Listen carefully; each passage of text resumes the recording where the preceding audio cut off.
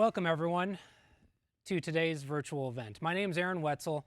I'm owner, president of CLE Productions here in Des Moines, Iowa.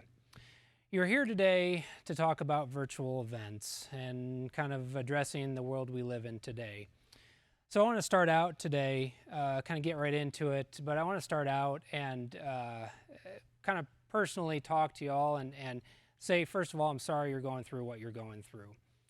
This is kind of a crazy time that we're dealing with right now, and it just kind of stinks. I get it. We're getting a lot of calls from our clients. Some of you that are on here may have called us and changed, canceled, rescheduled, postponed, whatever it is. And I want to say this, that as much as we don't want to get the call right now, we understand that you don't want to make the call.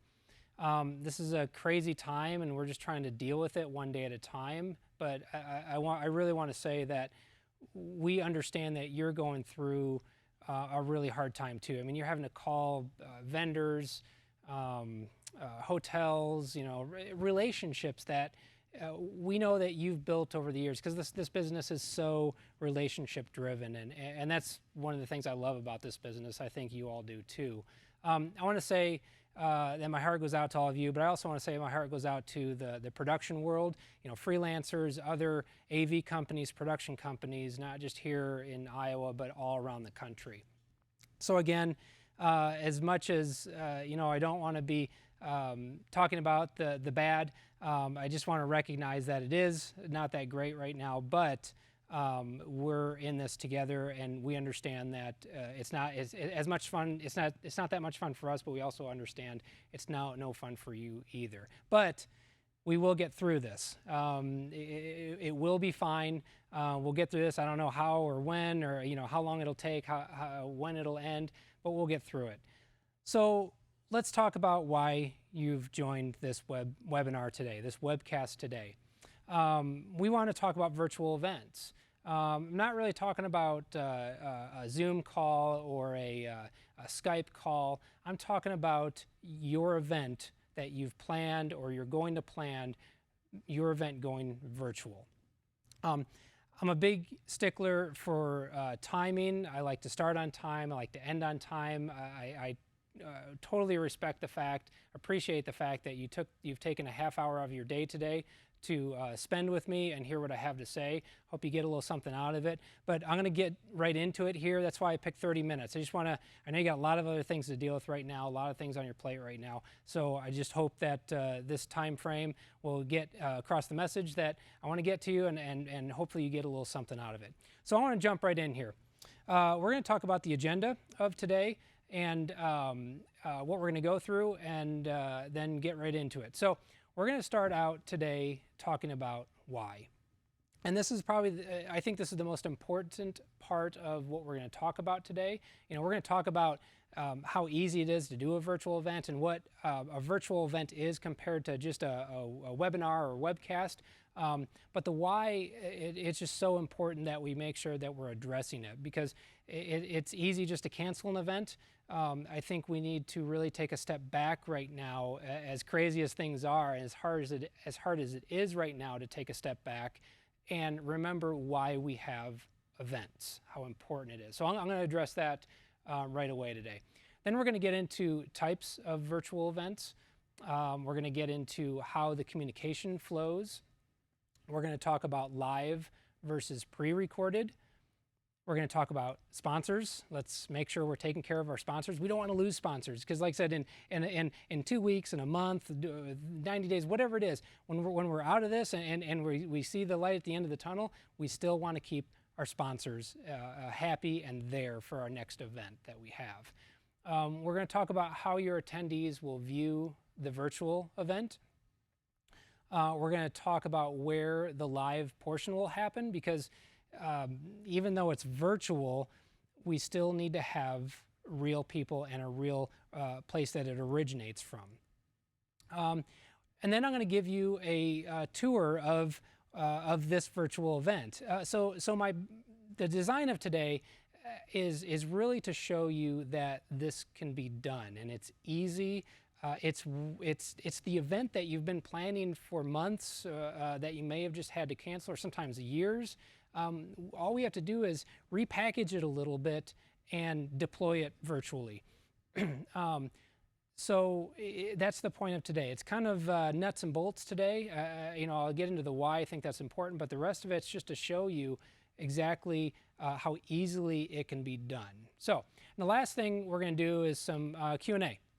So the Q&A, you can actually, the way we've designed it here is you can email into, there's an email address at the bottom of your screen right now in a lower third, to Q&A, which is QANDA at cleproductions.com. So start now. If you have a question, heck, if you just want to complain about how the crazy you're going through right now, send it in.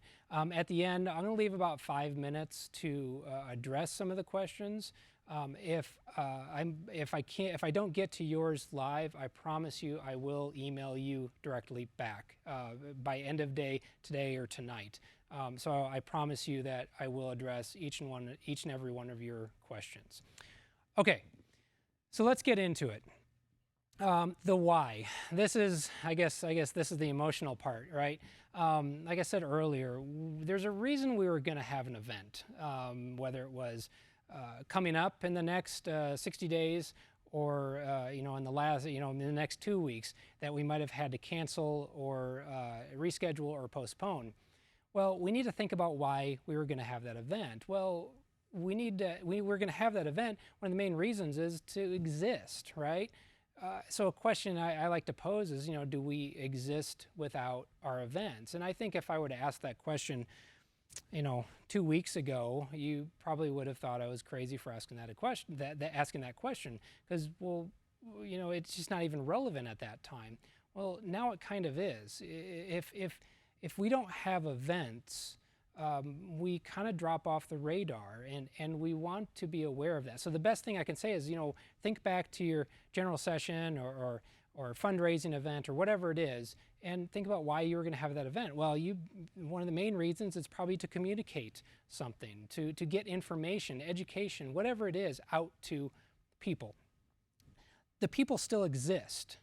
The people are honestly, probably most of the country the attendees out there in the country or in the world right now are hungry for some information to live a normal life like they were before.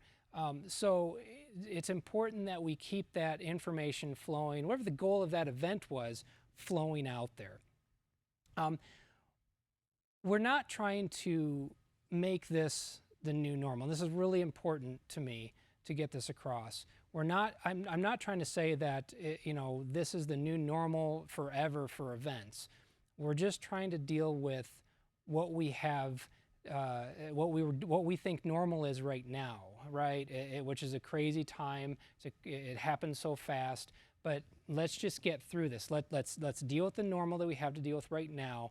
But let's keep the goals in the forefront of our industry, and that's communication, that's information, that's education for your events. Right? Like I said, why you had your events.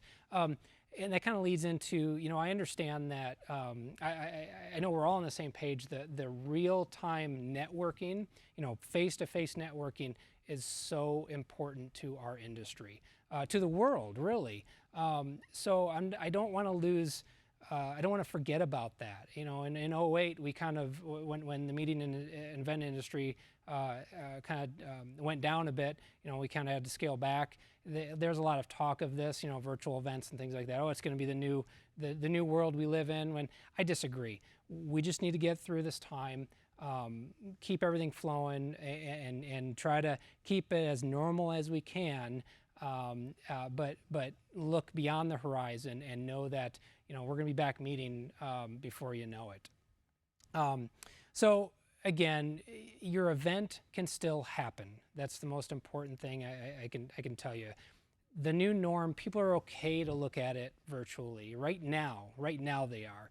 They won't be forever, but right now they are. They're okay sitting in their living room on their couch watching your event or whatever it is. It's okay right now to deliver that information that way. It'll still work. So anyhow, that's the why. Don't always ask the right question. That's why, and that'll allow you to kind of center in on the importance of your event still occurring, whether it's virtually or not. All right, so the next thing is types of events. The point here is that, you know, you've got general sessions, you've got breakouts, fundraisers, awards presentations, high-level meetings with VIPs, CEO communication to employees. My point in going here with addressing the types of virtual events are kind of two things.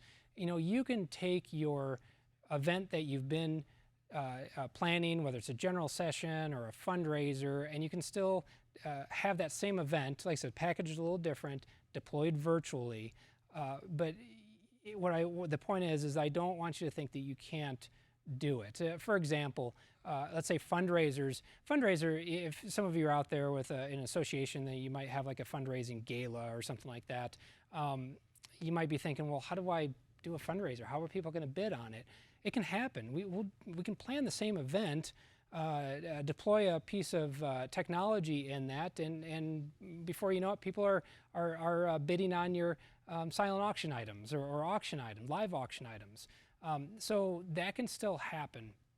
The second point that I want to address with this slide is that things like the CEO communication, high-level meetings with VIPs, things like that, you still want them to look, and you want to control the look of it to be a very professional, polished look.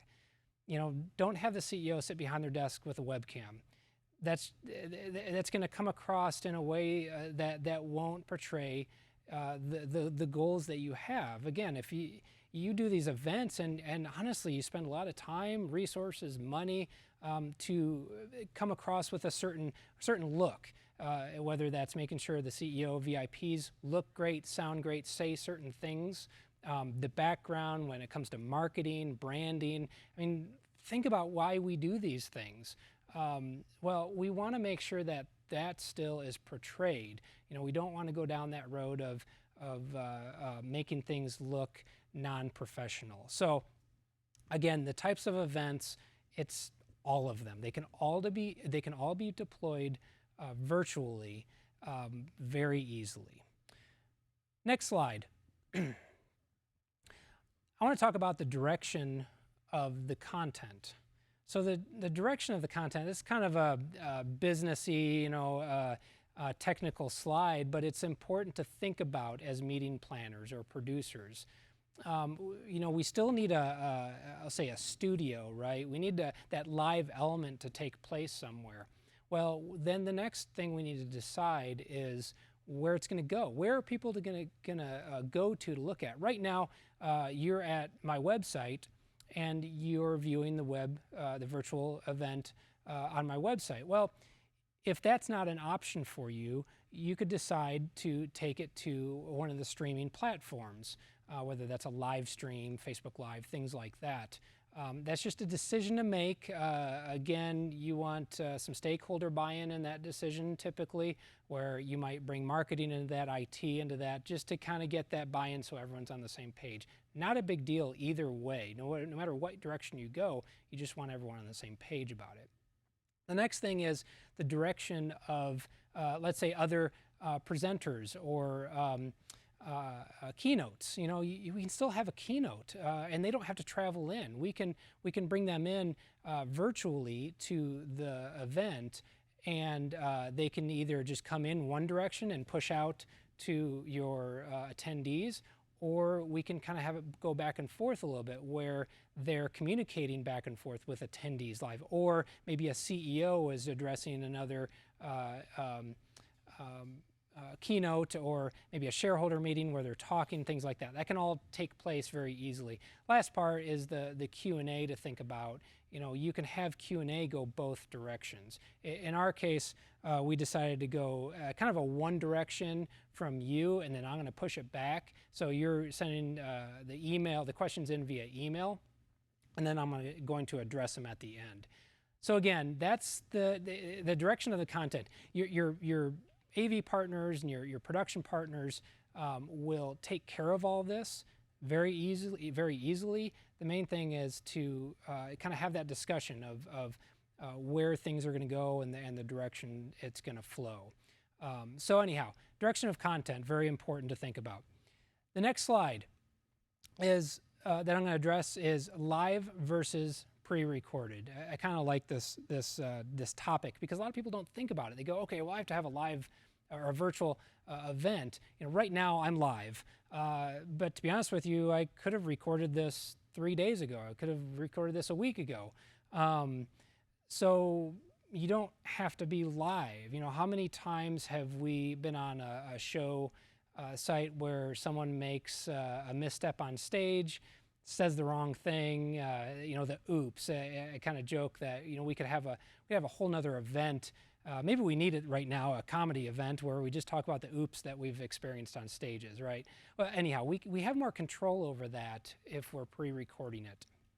The second part that's important to think about for live versus pre-recorded, if you go down the pre-recorded path on this, is that you can get more out of this video because it's recorded than just the live event. You might get branding or a marketing department in from your organization, and you could record a little bit more. You've already got all the technology in the room in your studio, and then you've got some maybe marketing videos for social media, posting, whatever it is. Get as much bang for your buck as you can when you think about doing your virtual event. Next slide is talking about sponsors. I touched on it a little bit ago in the beginning about how important our sponsors are. We don't want to lose them. We want to take care of them. And I know everyone right now, I think, is they're just being so accommodating, and it's refreshing to see everyone coming together. But at the end of the day, we still need to take care of each other. And part of what we do as meeting planners or producers is take care of our sponsors, because our event is still going to happen again one day. So we want to make sure that they know that we're still taking care of them. So if we can have an event during this time, this new normal time that we're dealing with, and take care of them, we got it. So your sponsors, we can do the same thing we normally do on your existing shows. We could have a sponsor slide, your platinum sponsors, bronze or gold and bronze, scrolling. They could have been scrolling when you first logged in. That was we had it running 15 minutes prior to the virtual event starting. It could have been scrolling then. It could be on a lower third on the screen, like you see right now on the screen. And we could drop in a logo. We could drop in different branding, things like that. So anyhow, we can take care of sponsors. Next part of this that kind of ties in with sponsors is the videos. A lot of times the sponsors have a video to run, right, or multiple in your an event. You might have vignettes, as we like to call them. They might come from your marketing department. It might be telling a story on your show. And my favorite thing to think about, because I want to think about when this is all over with, is our destinational videos. Let's do a virtual event. Let's hold our general session virtually and show where the next event will be, the destinational video. We all know that the attendees love that last day where they get to see where the next one will be. Some of you do incentive trips and things like that for top sales and that. So let's show all that stuff. Let's keep it moving. The next thing I'm going to show you kind of how that works. I'm going to run a little promo video on CLE just to show how that can tie into your event and keep things flowing well.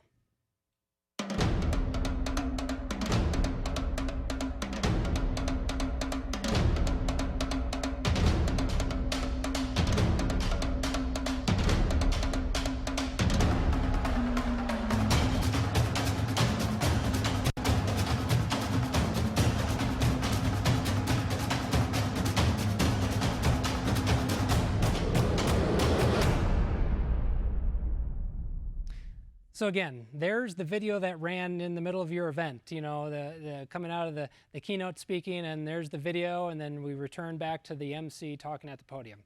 Same thing. So anyhow, that we can keep that flow of your event virtually. And again, I keep saying it, but a virtual event is your event that is virtual. Like I said, it's maybe look a little bit different, but it's your same event virtually. That's all it is. We're sending it out virtual. It's your same event.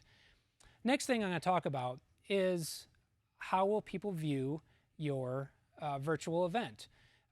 We want to talk about basically what we touched on before on the communication, the flow of communication is, I recommend you drive traffic to your website. That's where you're at right now. You're on my website and you're watching the virtual event. I think it's very important to get people to your website to drive traffic. That helps with marketing buy-in, branding buy-in. You can collect analytics from it. So you might collect data, you might collect a website, or I'm sorry, email address, names, information, and things like that. It's just important. If that's not feasible, and trust me, you just get your IT department, whether it's internal or outsourced, together with your AV production partner, and they just make it happen. It's easy. But if that's not possible, it's fine. We can use some platforms such as YouTube, Livestream, Facebook Live, and some of those, even like the Livestream, we can customize the page so it's branded for you. So again, these are just things to think about, but it's very easily done. Next thing we're going to talk about is where will the event originate? Where's the studio going to be? Some things like hotel ballrooms, convention centers. That you might have, I'm sure many of you have had that conversation with the convention center or hotel ballroom and saying, hey, we have to cancel, and hopefully most of them gave you a full refund, but there might be a deposit or a portion of it that you can't get refunded. So let's use the space that you've already paid for. Your office, airport hangars, which I know you're going, why would you put an airport hangar on there? They're one of my favorites. They're inexpensive to rent. And I'm talking about more of a private airport hangar at the airport. They're immaculate. Typically, they've got power, they've got internet, they've got kitchens to do catering. They're great spaces to work in. They're easy parking. Anyhow, don't rule things like that out. Tents, you might do that if you're in the southern part of the country, or warehouse space.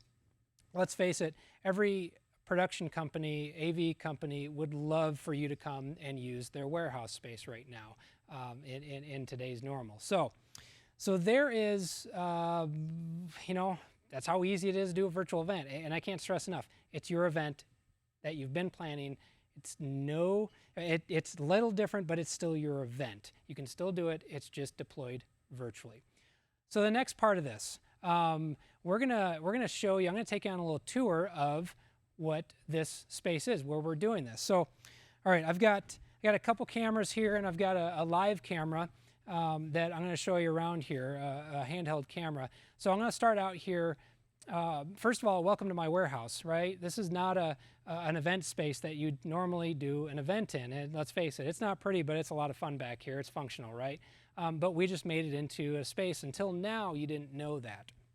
So I want to address just a couple things. Number one, we've got two cameras here. Mr. Cadman's up on the camera. Say hi. Yep. We've got two monitors, and where we put them up high, and we put them in line with my eyes, and we put them next to the cameras. They can be prompters, graphics, whatever it is, but it keeps my eyes at the cameras at all times, so I can see my notes or prompter, things like that. We've got speaker timer. Many of you are used to that. I want to make sure that I'm respectful to your time. Up here at the stage, we've got a couple audio monitors, so if I were to get, like, say, a call in for questions, I need to hear the question. I don't want to, pick up my phone or anything like that. I just want to hear it, and things flow smoothly. I want to talk about general session-ish or backdrops and scenic. You might have been working on your scenic for months, graphics, you might have marketing doing things, paying outsourced companies or freelancers to design it. Well, and then all of a sudden you had to cancel your meeting. Well, we can take all that work you put into it and just scale it down. We like to go for the wow when people walk into the ballroom. Well, we'll get the wow when they tune into the virtual event that you're having. So come on over here. I want to show you that we need a crew to do this, right? It's important that you look professional, sound good, and all that, but we've got a normal crew. You're used to seeing this. We got Thad running audio. We got Kevin back here watching the stream. We got Emily back here doing graphics, and we've got Greg over there switching cameras. But it takes all the same stuff to put on a virtual event because it's still your event. It's still your event. It's just virtual that we used to do. So that's the tour. Now I want to get into Q&A. I've got about 5 minutes left, and we're going to take some questions and address them. So one of the first questions that I'm seeing here is how to deal with breakouts if you have, let's say, multiple tracks, or let's say you had like 30 breakouts or 10, 20 breakouts, whatever it is. How do you make that virtual? Well, a great way to do that is set up, you might still need a venue space. You might need the breakout rooms at the convention center, or let's face it, a warehouse space, wherever. Any of those unconventional venues that I talked about earlier, you could set up multiple rooms. Let's say you had 5 rooms set up and they were ready to go. They had the audio there, the camera, the live stream, whatever it is, however you're pushing it out. They're set up and the presenters come in and they present, just like I'm doing right now. It's no different, but we just have X amount of rooms to take care of the multiple breakouts in there. So it's a great way. Basically, you just set up fixed stages. I love calling them studios, because basically what it is. We have X amount of studios. They're set up, and we bring in the keynotes.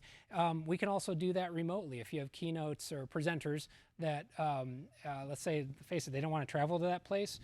We can do that by bringing them in via a Zoom or Skype and things like that, and produce it so you get a very similar look to your branding and marketing that you want. Okay. Next question, how do you keep virtual programs polished when combining live with pre-recorded? Good question. It's a really good question, actually. It's all about rehearsals. If all of a sudden I stood up here and we had, let's say we had a pre-recorded, let's face it, I could have pre-recorded the entire event until the Q&A, all right? We could have, with a little bit of editing, we could have made the transition smooth from the pre-recorded element to the Q&A. It just takes a little bit of transitioning. It's no different than, it's show flow. It's flowing your event. It's transitions. It's thinking about the production schedule. It's thinking about the script for the show. It's just those things and little rehearsals, and it'll happen very, very seamlessly. Rely on your production partners. It's no different than them running a video at your live event and then transitioning to someone coming on stage. It's the same thing. Next question is, what support can CLE or any AV provider provide to ensure events are accessible to everyone? To be honest with you, there's no guarantee to that one. I'm not going to lie to you. We can make sure that the pipeline is going out and getting to the internet. And the way we do that is by investing in the right server platforms. We like the live stream platform here. It's been very stable for us over the years. I think we've been using them for probably 6-7 years, something like that. But honestly, to be honest with you, you are dependent on individuals' internet to log in. I know I'm confident the pipeline going out, the servers will be stable. Sometimes you've got, you could have someone on, I know this might be a cliche, but what if they're on dial-up or slow internet? That's out of your control. The best thing to do is get information out there, give some parameters. Say, the best way to view this is, maybe on a 5 meg download line, things like that. Don't have other things running on your computer while you're watching it. Communication. You can plant that seed and get people to do those things. But there's going to be some that this might be a struggle. So, but for the most part, today compared to even 5 years ago, 6 years ago, internet's so much more stable and available across the country. One more question here, and then I'm going to get going. We've got 30 seconds left. What would you recommend when planning events for the second half of the year that we are just starting to plan, that they may or may not be live? Is there a cost-effective way to plan for both? So what do we recommend to planning for the events the second half of the year? Just plan them. Plan them like you're going to have them. And with a flip of a switch, you can make it virtual or not virtual.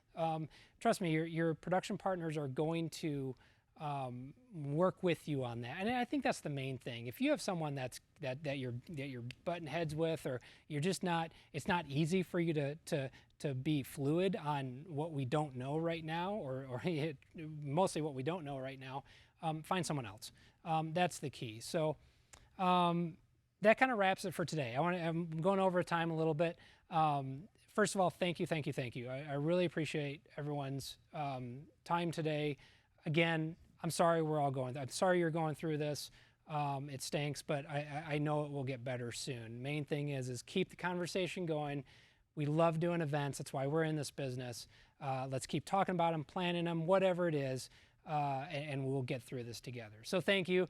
Again, my name is Aaron Wetzel, CLE Productions here in Des Moines, Iowa. Call your production companies, whoever it is. We all want to talk to you about your event. So have a great day. We look forward to talking to you soon.